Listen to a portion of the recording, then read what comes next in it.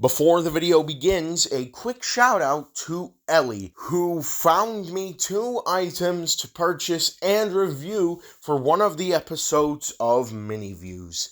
Link to her channel will be in the description below. And now, with that out of the way, roll the intro! Welcome to the Nostalgic Multiverse. Ladies and gentlemen, boys and girls, we finally have another episode of Mini Views. Even though it wasn't in high demand, I really wanted to make another episode of Mini Views. So let's get right into it with the first item/items. Just give me a moment because one of the items broke a bit. But considering it's a Lego set, I could just piece it back together. Anyway, this is a candy stand, and I'm also going to show off this because this is something I was able to partially complete. Same goes for this thing. So this is a Snoopy NASA rocket, which is part of the Miniso Linus Snoopy range. And yeah, that is the company. These are the people who make these knockoff Lego Snoopies for Miniso. So here's the rocket, and unfortunately it's not built up properly, but hey, I found these guys in a bag with another bunch of random not Lego things, which are probably licensed by Peanuts, but I don't care. As for the candy stand, kind of feels like a Christmas stand, and especially with the candy cane over here. Now then, other than that, the back, I really wish that I had gotten the, the cash register for this thing, but unfortunately, because I feel like that some little boy was playing around with this thing, it wasn't there. And same could be said for the rocket. I still have parts of the set, but I am not going to have this thing fully built. Anyway, as for the next items, we have this engine and a flatbed. Now, you're probably wondering, where are these from? These are not Thomas items.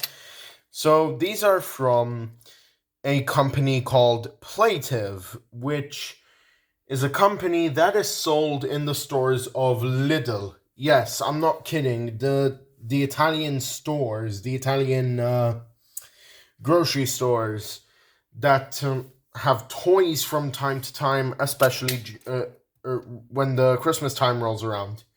And hey, I even found the wooden railway packs today of Playtiv. They sell wooden tracks and wooden trains. Anyway, as for the engine itself, why the flip is there a big wheel and a small wheel? I don't get it. But it's still a very fun locomotive to play around with every now and again. As for the flatbed, I have a feeling that you can put locomotives as small as this one onto the flatbed, but as for locomotives bigger than it, I'm going to use my All Engines Go Yongbao as an example. I mean, I think you can limitize it to around, 6 wheels at the very best, because 6-wheeled and 4-wheeled tank engines can easily fit on this thing, even 6-wheel tender engines. But as for bigger ones, say ones with a double bogie set, that's not going to work. For example, I have these wooden railway containments. Yeah, those don't fit. See? But hey, good enough to add into a wooden railway collection. Now, as for the last one, and I know some of you guys are going to be jealous because of this, I got a Take and Play Harold for $3. No, I am not kidding. I bought a Take and Play 2009 Harold for $3. It's mint in its box, but that doesn't mean I'm gonna keep it in there. If I find another one like this, I will certainly keep it in the box. With that out of the way, let's get this guy out of his packaging. Now, other than Harold being in the box, there was also this Take and Play checklist. So, I'm going to open up this checklist a little bit, see who we've got in here on this checklist. Like, oh my goodness. Oh my goodness.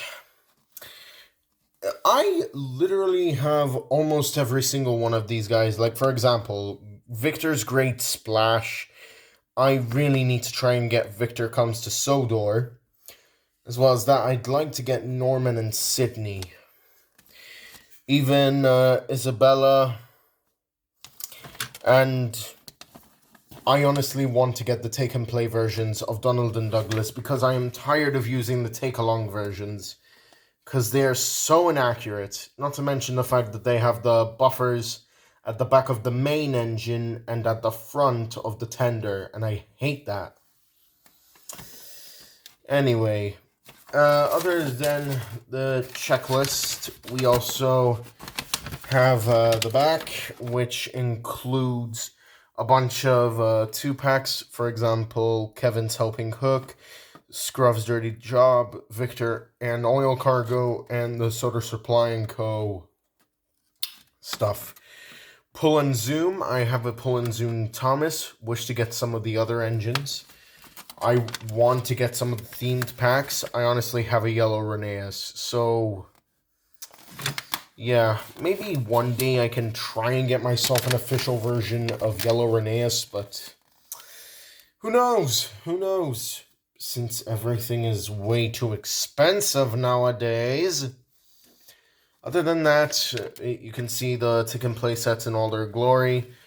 I've got Tim Sheds, the Diesel Works, and as for the other sets, I don't have them. And I really wish to get this storage case as well here. Looks so nice. Anyway, moving on from this checklist, we have Harold the Helicopter. Now, I'm going to be honest here. When it comes to Harold and Take and Play, I am not a fan. Want to know why? It's due to these. And even more so, I think it has to do with the shape of Harold as well. Because the thing is, with Harold, these things, I imagine them being bigger than this. Like, let me get my fake along model of Harold. Now, I'm going to ask a question to all of you. If you were to choose between one of these Heralds to use in a series, which one would you use? The official Take and Play version or the fake along version that I have here? The thing is, this faker is actually my ideal Herald because look at his floats. They look so much better. The propeller could be better, but as for the floats, they are so much better. I would like to dissect this model, take this propeller off, and replace it with another propeller. That would be nice, so as to have a quite accurate Harrow model. But as for that Harold, while the blades are well and good, admittedly, the floats aren't. That's my main drawback with the official models of Diecast Harold. That's why I don't like the diecast models of Harold that much. In terms of like, for example, I don't know, Trackmaster, maybe even Wooden Railway, or hell, even this model that came with the Superstation. I'd honestly take this over that any day, but because of the fact that it's molded in plastic and even more so some details aren't painted, I'd rather much use this fake Harold. So, yeah, let me know which one you would use in the comments below and why. Because, in all honesty, I'm not using this because of the floats. But I do wish to have this Harold's propellers replaced. I just got back from a very busy day. For example, meeting up with Megs to hang out and stuff. Then just going about places, finding stuff. And that's what leads us into today's episode of Mini Views. Okay, so first item of the afternoon, I want to say.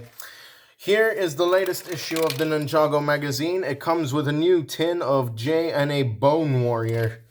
Now then, as we look through the magazine, we got comics, and other than that, we've also got a poster of all of the ninja and then the Oni as well, because this magazine is promoting March of the Oni, i.e. Season 10. We got some games. We got games on our magazines. And we even get this thing here, Return of the Oni, when it's supposed to say March of the Oni. It also gives us descriptions on episodes 1, 3, and 4. They don't say anything about episode 2. They even state the Tornado of Creation. Other than that, we've got more games. And, hold on a sec. For Christ's sake. This silly magazine sometimes just does silly things. Alright. So there's another game, and here is something very interesting. You can do this award, program, and you can earn yourself 2 of this Kai set and 1 of this set. Because, if anything, I really want to have these sets, but they're very expensive in Malta. This one's is 60 euros, and this one's about 120 euros. And as for the next issue of the Ninjago magazine, it's going to come with Pixel and a Viper Flyer. I'm actually looking forward to the next issue because of the fact that Pixel, well, this version anyway, is not a version of Pixel that I have. Now, we know what I usually buy the magazines for. The minifigures. So, let's open this thing up. Oh, great. The minifigure pieces flew everywhere. I'll try and sort this out with a bit of magic. So, here we have Jay and a Bone Warrior. Again, Jay minifigure. Good design, but a very boring minifigure. And as for the Bone Warrior, well, I'm glad to get more of these guys, because why not? I want to build a fucking army. Anyway, now that the Ninjago magazine's out of the way, let's move on to the next items. Now, the next 2 items I'm going to present were founded by Ellie. So, if anything, major shout out to her. Link to her channel in the description. And let's take a look at what she found me. Well, for me to buy, of course. So, first up we have Sonic Colors for the DS. This game is mint in box, and I like it. This, well, it's not like Sonic Colors for the Wii. It's more like the Rush genre of Sonic. And even Silver and Blaze make an appearance in this version of Sonic Colors. And I can't wait to give this game a shot. I've played... I forgot what it was. It was sort of like a carnival in the Sonic Generations In Sonic Generations 3DS, I played a level from this, and I can't remember what it is. Anyway, other than Sonic Colors, I also got this. This game here has been a dream to own. A console version of Ben 10 Omniverse 2. Now, if you're wondering, what does Ben 10 Omniverse 2 center around? Ben 10 Omniverse 2 centers around Ben 10 Omniverse Season 3 and its storyline with the incursions. But more to the point, it actually deals with Season 3's season finale. Because as you can see on the front of the cover, Bullfrag is there, the Waybads are there, so are the incursion ships, and I must say, this promo art of Ben looks so good. At the back, it explains that you can battle the incursions, unlock powerful special attacks, along with some fast-paced action and upgrading alien forms. This is also compatible with an old defunct toy known as the OmniLink Omnitrix. I do have this specific Omnitrix, but since this is an old game, I don't think I can use that Omnitrix with this game. But still, these are two nice games to own. So yeah, thank you very much, Ellie, for informing me about these two games being on the Facebook Marketplace. Again, link to our channel is in the description below. Now, as for the last two items, I am going to review these two like I should have back in like 2020, 2021, whenever I bought these guys. So, first we'll open up Porter. So, here's Porter, the American Dockside Tank Engine. First of all, this character was a dream of mine to own back in 2013, especially when I first saw, well, his take and play model, and probably even more so, him in the show. Unfortunately, I only managed to get the Trackmaster model. In 2020, I got lucky and managed to buy a take and play Porter with smart magnets off of eBay for a very good price.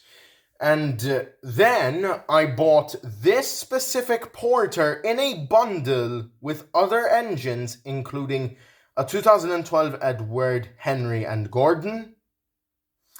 But it was more scratched up than this one. But if anything, I wanted to get this one so that I can just put it in the collection, take the other Porter out, and play with it for hours on end. Basically, the thing is, my childhood instincts get to me. So, yeah. As for Porter himself, he's very nice and detailed, even though he has these ugly round magnets, but I don't give a damn. And as well as that, there's still some nicer details. Ignore what fell. For example, the nameplate, the lining on the windows, the stripings on his boiler, and up here he's got his 3 domes. One of them is his steam dome, but the other 2 are his sandboxes. And even more so, well, I mean the details are all there. His cylinders, his inner workings, and then you have the rivets at the bottom, of which I have no idea where those lead. But a very nice tank engine to own nonetheless, because Porter is legitimately one of my favorite and most intricate designs of a Thomas the Tank Engine character, period. Now, other than Porter, we got Ashima. So, let's get her out of her packaging. Now, I know what you're all wondering. nostalgic, or Alex if you prefer. Why did you buy another Ashima? Don't you have a push along of her upstairs? Here's the thing. Because of the fact that there is a major height inconsistency when it comes to her adventures model, I want to try and have a go at making a take-along Ashima out of a push-along Ashima. I don't know how I'm going to take it apart, but it will take me some time. It would have been much easier to use this version of Ashima because it has the triangular screws at the bottom. But as for this Ashima, it's much bigger, and if I have to say anything, the footplate, it's a perfect fit for, like, I don't know, a Thomas chassis. All I have to do is paint the wheels dark blue. That is, if I can get some dark blue spray paint, or I can just paint the wheels black. But still, other than that, I will say that in the sense of Ashima's model, this is very much accurate to her height and scale within the show. But the only thing that bothers me are the hook, are the couplers at the front, at the back, because it looks, like a flippin' Trackmaster thing. If you remember correctly, I made a similar attempt with Nia, and it worked. But in all honesty, the only difference was that I gave her a new coat of paint. But that doesn't mean that this one will not be taken apart. The one I have upstairs will be taken apart and turned into a take-and-play model. But as for this one, I'm keeping her as she is. We've only got 2 items to cover this time, so let's get into it. Here we have Kai's Racer Evo. There's not much to say about it. It's just a small car, and the only evolutionary function is adding a spoiler. The Kai Evo the Core Kai minifigure is just, it's a cool design, but it's very boring and a very poor choice in my opinion. But with that, let's move on to the final item of the day. We have this My Little Pony 3-pack. So, let's crack this baby wide open. So, in a manner of speaking, this is actually the newest addition to my Mini Ponies collection. And trust me, I was honestly going to say no to this set because I already had Derpy, aka Muffins, and Thunderlane. But because of the fact that I have family members who I could probably give them to, like sisters-in-law or something, I decided, why not? And, in any case, let's take a look at these ponies. So, here we have Derpy, aka Muffins, who is a fan favorite. Because, she's cross-eyed, she's cute, and also she's kind of the representation for those who are just, a bit different. And there's nothing wrong with that. I personally have Asperger's syndrome, so to see Derpy is quite nice. And, this is one of the most adorable characters I've ever seen. Now, next we have Thunderlane, and I don't have much to say about him. If you watch my previous episode of Mini Views, any of my previous Mini Views episodes, you would know I already have Thunderlane. I did lose him, though. So if I find him anywhere in my house, I will give him to maybe a sister-in-law or a family member, or maybe another female family member.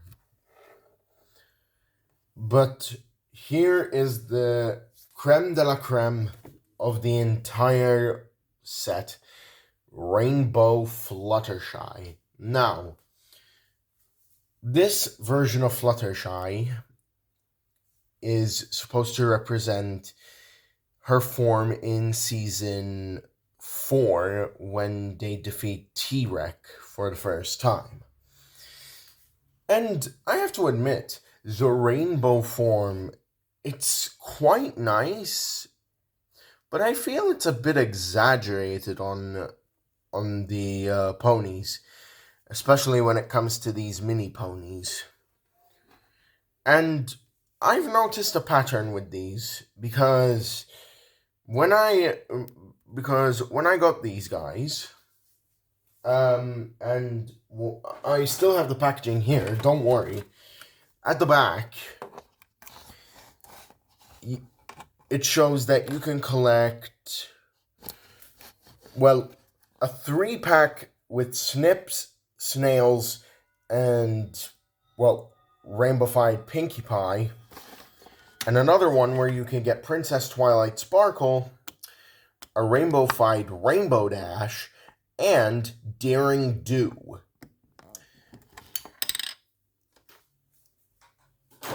And I do have Snips, but I don't have Snails, unfortunately. And I really wish to get some more of these rainbow ponies. I don't even have all of the main 6, because as you just saw in the channel intro, well, the latest one that I have created, that, well, Twilight Sparkle is the only one out of the main 6 that I have, unfortunately. But hey, I might get more, who knows? So, yeah, in that regard, thank you all very much for watching. This is Nostalgic signing off, and reminding you all that nostalgia never dies.